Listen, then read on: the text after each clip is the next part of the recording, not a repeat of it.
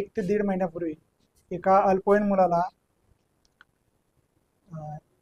Police व मामा असल्याची बतावणी करून तसेच त्याच्यावर तू सोन्याची स्मगलिंग करतो, तुझ्यावर सायबरचा गुन्हा दाखल आहे, तोच गुन्हा मागे घेण्यासाठी त्याच्याकडून खंडणी स्वरूपात सोने घेतल्याची घटना आहे। त्या घटनेमध्ये उच्च सुशिक्षित तरुणांना अटक करण्यात आलेली आहे। बाकीचे आरोपी पण अटक करणे बाकी आहे। जो अल्पवयीन मुलगा आहे त्याच्या घरातील सोने कमी असल्याचे त्याच्या आईला समजले।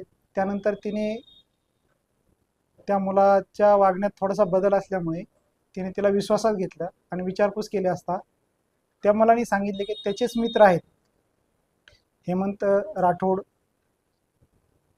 तेजस्वी पवार यांनी त्याला तू बाबा सोन्याचं स्मगलिंग करतो, तुझ्यावर सायबरचा गुन्हा दाखल आहे असा बनाव करून त्याच्या मामाची ओळख करून देऊन नकली पोलीस उभा करून बतावणी करून तुझा गुन्हा मागे घेतो असे म्हणून ती 20 लाख रुपयाची पोलिसांची मागणी आहे। तर ती आम्ही 11 लाखामध्ये सेटल केलेली आहे। तुझ्या हिश्श्याचे पैसे दे नाहीतर तुला पोलीस अटक करतील अशी भीती घालून त्याच्याकडून 3 तोळे आणि 7 ग्रॅम वजन सोन्याचे घंटण व पोत त्याला घरातून आणून त्याच्याकडून घेतलेले आहे त्यांनी। त्या गुन्ह्यामध्ये एकूण आतापर्यंत 3 आरोपीला अटक करण्यात आलेली आहे। त्याच्यातील जे सोने घेऊन जे फरार आहेत आरोपी रोहन उगले आणि तेजस्वी पवार हे अद्याप अटक करण्यात आलेले नाहीत, त्यांचा शोध सुरू आहे। तसेच नकली पोलीस आहेत त्याचा पण आपण शोध घेत आहोत। सदरची कारवाई माननीय पोलीस आयुक्त प्रवीण पवार साहेब, माननीय पोलीस उपायुक्त श्री प्रशांत स्वामी साहेब, सहाय्यक पोलीस आयुक्त उस्मानपूर विभाग श्री कल्याणकर साहेब यांच्या मार्गदर्शनाखाली पोलीस उपनिरीक्षक वाघ, पोलीस कॉन्स्टेबल मारुती गोरे व संदीप बिलारी यांनी केलेले आहे।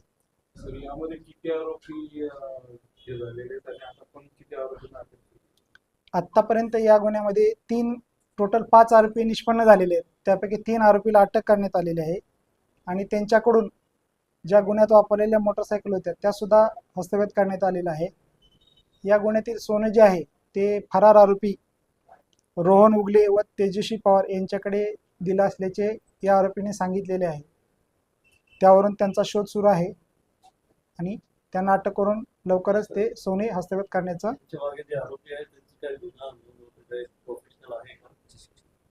त्यांच्यावर आतापर्यंत गुन्हा दिसून आला नाही, परंतु ते मुलं जे आहेत जे आरोपी आहेत ते उच्च शिक्षित आहेत। म्हणजे सर एकाचं बीटेक आहे, एकाचं BC आहे, एक BSc करतो। गौरव धनवडे हा बीटेक झालेला आहे, वेदांत राठोडा BSc झालेला आहे आणि अमित राजपूत हा BCA झालेला आहे। आणखी यामध्ये अजून 2 आरोपी निष्पन्न झालेले आहेत, त्यांना अटक करणे बाकी आहे। तसेच जो नकली पोलीस उभा केलेला होता त्यांनी बोलला होता त्याचा सुद्धा शोध सुरू आहे। अटक आरोपीकडून माहिती मिळाली की त्यांनी ते सोनं त्यांचा जे दुसरा सह आरोपी आहे साथीदार आहे रोहन उगले याला दिलेलं आहे आणि ते हे सोने विकून एकमेकाला त्यांचा समभाग घेतात, म्हणजे त्यांची टक्केवारी घेऊन मग बाकीचे एकमेकात वाटून घेतात ते। आरोपी वाढण्याची शक्यता आहे। हां, सदर गुन्ह्यामध्ये अजून वाढण्याची आरोपी शक्यता आहे। तपासात जसजसे पुढे जाईल त्याप्रमाणे आरोपींचा शोध घेऊन त्यांना अटक करण्यात येईल। आरोपींना काही राजकीय पाठबळ वगैरे आहे नाही, तसं तर अद्यापपर्यंत कुठलीही गोष्ट पुढे आलेली नाही किंवा कोणीही त्या संदर्भात आमच्याशी संपर्क करण्याचा प्रयत्न केलेला नाही।